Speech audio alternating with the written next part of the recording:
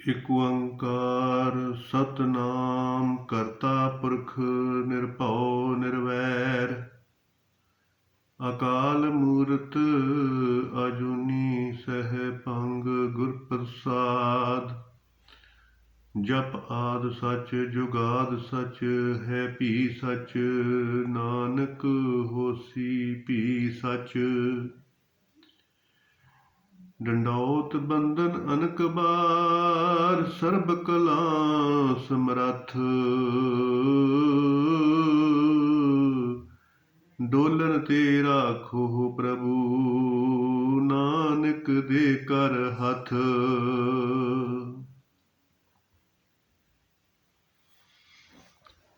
ਸਾਧ ਸੰਗਤ, ਅਕਾਲ ਪੁਰਖ ਵਾਹਿਗੁਰੂ ਪਰਮਾਤਮਾ ਜੀ ਨੇ ਇਸ ਜੀਵ ਨੂੰ ਸੰਸਾਰ ਤੇ ਭੇਜਿਆ ਭਾਈ ਕਿ ਭਈ ਪ੍ਰਾਪਤ ਮਾਨੁਖ ਦੇ ਹੁਰੀਆ। ਗੋਬਿੰਦ ਮਿਲਣ ਕੀ ਇਹ ਤੇਰੀ ਬਰੀਆ।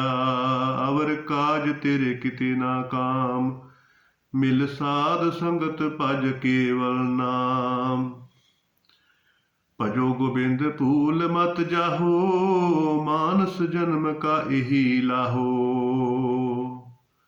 ਪ੍ਰਾਣੀ ਤੂੰ ਆਇਓ ਲਾਹਾ ਲੈਣ। ਲੱਗਾ ਗਿੱਧ ਕੋ ਪਕੜੇ ਮੁਕਦੀ ਚੱਲੀ ਰਹਿਣ। ਤੋ ਪਰਮੇਸ਼ਰ ਪਰਮਾਤਮਾ ਜੀ ਦੀ ਪ੍ਰਾਪਤੀ ਕਰਨ ਵਾਸਤੇ ਸੰਸਾਰ ਨੂੰ, ਮਨੁੱਖ ਨੂੰ, ਜੀਵ ਨੂੰ ਭੇਜਿਆ। ਪਰ ਲਿਵ ਛੁੜਕੀ ਲੱਗੀ ਤ੍ਰਿਸ਼ਨਾ ਮਾਇਆ ਅਮਰ ਵਰਤਾਇਆ। ਇਹ ਜਿਹੜੀ ਸੰਸਾਰ ਦੇ ਵਿੱਚ ਭਾਈ ਤ੍ਰਿਸ਼ਨਾ ਵਾ, ਮਾਇਆ ਦੀ ਤ੍ਰਿਸ਼ਨਾ, ਇਹ ਭੁਲੇਖਾ ਪਾਉਂਦੀ ਆ। ਭੁਲੇਖੇ ਪਾ ਪਾ ਕੇ ਸੱਚ ਨੂੰ ਝੂਠ ਔਰ ਝੂਠ ਨੂੰ ਸੱਚ ਕਰਕੇ ਦਿਖਾਉਂਦੀ ਆ।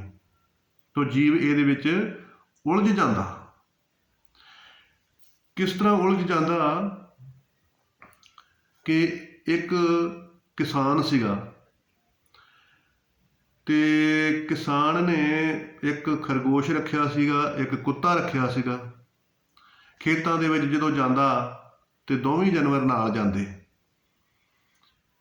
ਤੇ ਖੇਤ ਜਿਹੜੇ ਸੀਗੇ ਉਹ ਘਰ ਤੋਂ ਥੋੜ੍ਹੀ ਦੂਰ ਹੀ ਸੀਗੇ।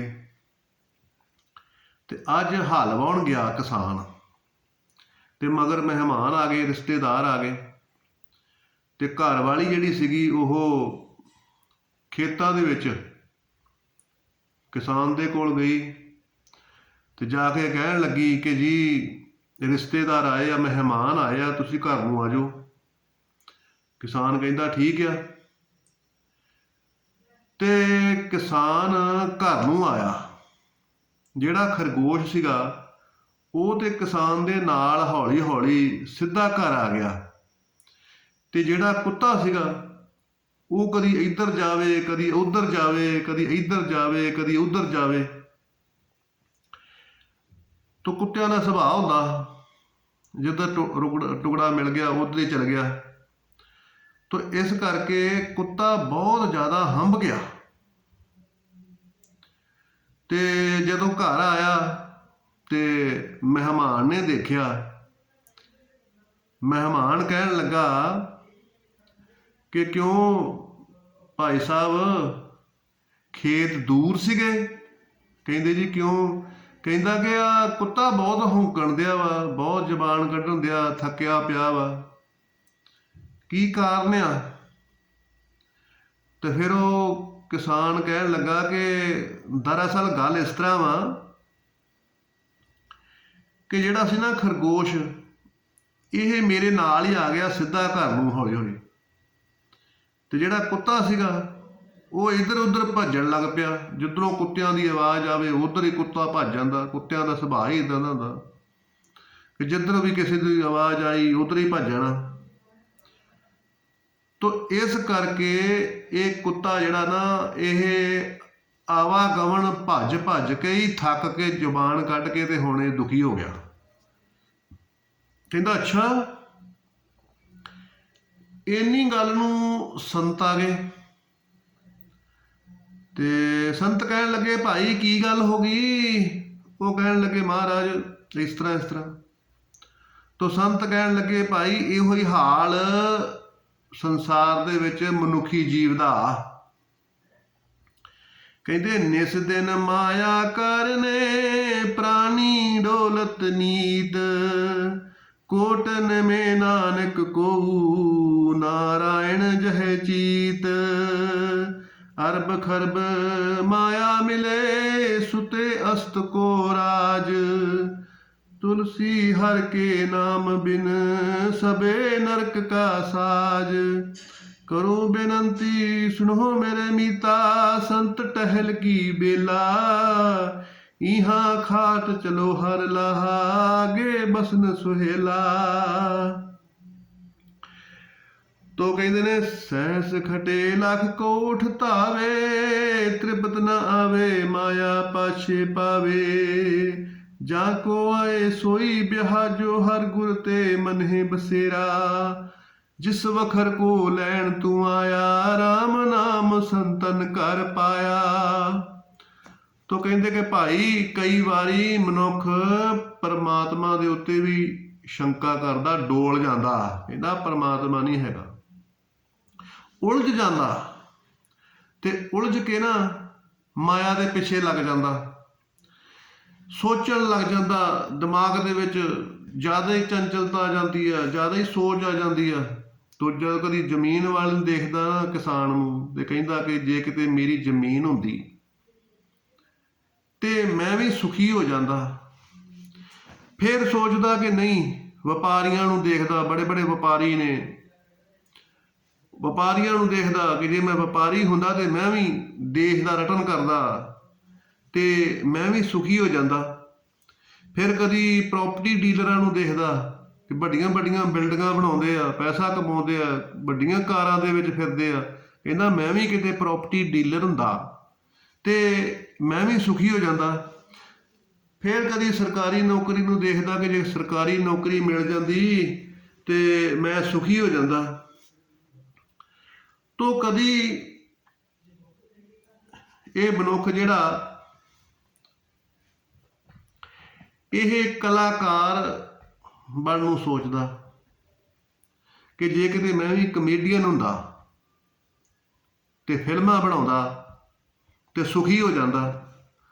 ਤੋ ਕਹਿੰਦੇ ਕਿ ਇਹ ਜੀਵ ਜਿਹੜਾ ਨਾ ਇਸੇ ਮੈਂ ਮੇਰੀ ਦੇ ਵਿੱਚ ਆ ਘਰ ਮੇਰਾ ਮਾਂ ਪਿਓ ਮੇਰਾ ਇਹ ਧਨ ਦੌਲਤ ਮੇਰਾ ਜਾਇਦਾਦ ਮੇਰੀ ਕਹਿੰਦੇ ਇਸ ਦੇ ਵਿੱਚ ਹੀ ਉਲਝ ਜਾਂਦਾ ਤੇ ਮਨੁੱਖ ਏਕਿਆ ਤੇ ਸੋਚਾਂ ਅਨੇਕ ਪਾਲੀ ਬੈਠਾ ਤੇ ਨਿਰਣੇ ਕਿਸੇ ਤੇ ਪਹੁੰਚ ਨਹੀਂ ਪਾਉਂਦਾ ਤੇ ਇਸ ਕਰਕੇ ਹੀ ਉਸ ਕੁੱਤੇ ਵਾਂਗੂ ਇੱਧਰ ਉੱਧਰ ਫਿਰ ਫਿਰ ਕੇ ਹੰਭ ਜਾਂਦਾ ਦੁਖੀ ਹੋ ਜਾਂਦਾ। ਤੋ ਮਹਾਰਾਜ ਕਹਿੰਦੇ ਨੇ ਕਿ ਅਨਕ ਭੋਗ ਵਿਖਿਆ ਕੇ ਕਰੇ ਨਾ ਤ੍ਰਿਪਤਾਵੇ ਖੱਪ ਖੱਪ ਮਰੇ।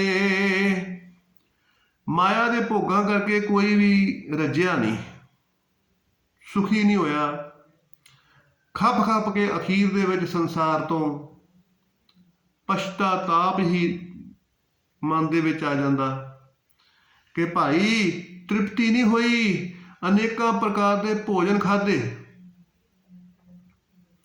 ਭੋਜਨਾਂ ਤੋਂ ਤ੍ਰਿਪਤੀ ਨਹੀਂ ਹੋਈ ਅਨੇਕਾਂ ਪ੍ਰਕਾਰ ਦੇ ਬਸਤਰ ਬਦਲੇ ਕੋਟ ਪੈਂਟਾਂ ਕਈ ਪ੍ਰਕਾਰ ਦੇ ਡਿਜ਼ਾਈਨ ਬਦਲੇ ਪਰ ਫਿਰ ਵੀ ਤ੍ਰਿਪਤੀ ਨਾ ਹੋਈ। तो महाराज कहते हैं कि हंब हंब के अखीर दे विच उस कुत्ते वांगू जबान कट के थक जाता। क्यों थक जाता? क्योंकि मनुख एक आ ते दिमाग दे विच सोचां अनेक ने निर्णा किसी दे उत्ते आउंदा नहीं गा तो इस करके ही ये दुखी हो जाता थक जाता। तो महाराज कहते कि भाई जिहड़ा जीव खरगोश वांगू सुखी होना चाहुंदा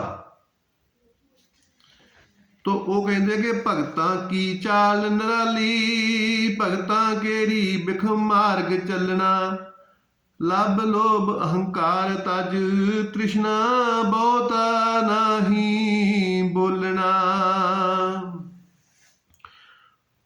तो परमात्मा दे जिहड़े प्यारे हुंदे ने उन्हां भगतां दी चाल जिहड़ी आ वो भी भाई निराली हुंदी आ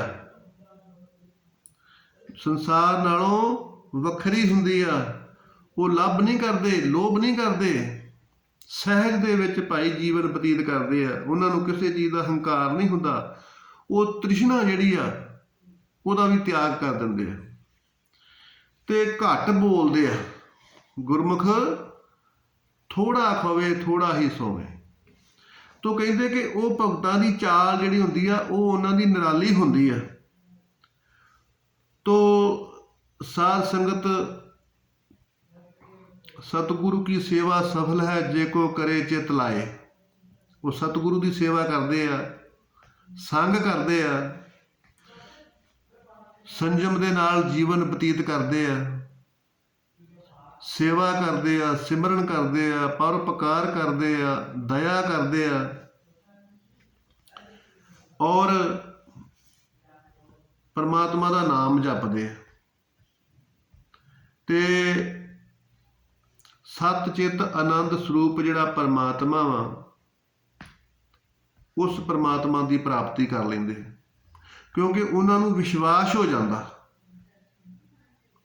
ਕਹਿੰਦੇ ਹੁੰਦੇ ਨਾ, ਮਾਨੋ ਤੇ ਗੰਗਾ ਜਲ ਹੈ, ਨਾ ਮਾਨੋ ਤੋ ਵਹਿਤਾ ਪਾਣੀ।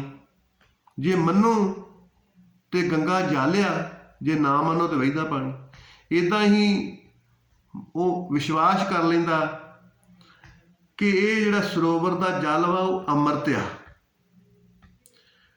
ਤੋ ਜੇਕਰ ਦੇਖਿਆ ਜਾਵੇ, ਇਹ ਸਮਝਿਆ ਜਾਵੇ ਕਿ ਪਰਮਾਤਮਾ ਕਿੱਥੇ ਆ, ਤੀਰਥਾਂ ਤੇ ਆ ਪਰਮਾਤਮਾ, ਕਿੱਥੇ ਆ, ਪਹਾੜਾਂ ਦੇ ਵਿੱਚ ਆ ਪਰਮਾਤਮਾ। ਤੋ ਮਹਾਰਾਜ ਕਹਿੰਦੇ ਨੇ ਕਿ ਪਰਮਾਤਮਾ ਜਿਹੜਾ ਨਾ ਪਰਮਾਤਮਾ ਵਾ ਉਹ ਧਾਰਨ ਇਤੀ ਧਰਮਾ। ਕਹਿੰਦੇ ਨੇ ਕਿ ਉਹ ਵਿਸ਼ਵਾਸ ਦੇ ਵਿੱਚ ਆ। ਜੇ ਵਿਸ਼ਵਾਸ ਆ ਤੇ ਪਰਮਾਤਮਾ, ਜੇ ਵਿਸ਼ਵਾਸ ਨਹੀਂ ਹੈਗਾ ਤੇ ਫਿਰ ਕੁਝ ਵੀ ਨਹੀਂ ਹੈਗਾ। ਇਸ ਕਰਕੇ ਆਪਣੇ ਵਿਸ਼ਵਾਸ ਨੂੰ ਜਾਗਰਤ ਕਰੋ। ਕੁੰਡਲਨੀ ਸੁਰਜੀ ਸਤ ਸੰਗਤ ਪਰਮਾਨੰਦ ਗੁਰੂ ਮੁਖ ਮਚਾ। ਕਿਉਂਕਿ ਸ਼ੰਕੇ ਜੀਉ ਮਲੀਨ ਹੈ ਕਿਤ ਸੰਜਮ ਧੋਤਾ ਜਾਏ। ਸ਼ੰਕਾ ਪੈ ਜਾਂਦਾ, ਸ਼ੰਕਾ ਕਿ ਪਤਾ ਨਹੀਂ ਇਹ ਨਾਮ ਜਿਹੜਾ ਹੈਗਾ ਇਹਨੇ ਮੈਨੂੰ ਪਰਮਾਤਮਾ ਨਾਲ ਮਿਲਾਉਣਾ ਕਿ ਨਹੀਂ ਮਿਲਾਉਣਾ। ਤੋ ਭਾਈ ਸਾਰੇ ਹੀ ਨਾਮ ਪਰਮਾਤਮਾ ਨੂੰ ਮਿਲਾਉਣ ਵਾਲੇ ਹੁੰਦੇ ਆ। ਸਾਰੇ ਤੀਰਥ ਮਹਾਨ ਨੇ। ਤੂੰ ਆਪਣੇ ਆਪ ਨੂੰ ਪਰਮਾਤਮਾ ਦੇ ਉੱਤੇ ਸਮਰਪਣ ਕਰ ਦੇ।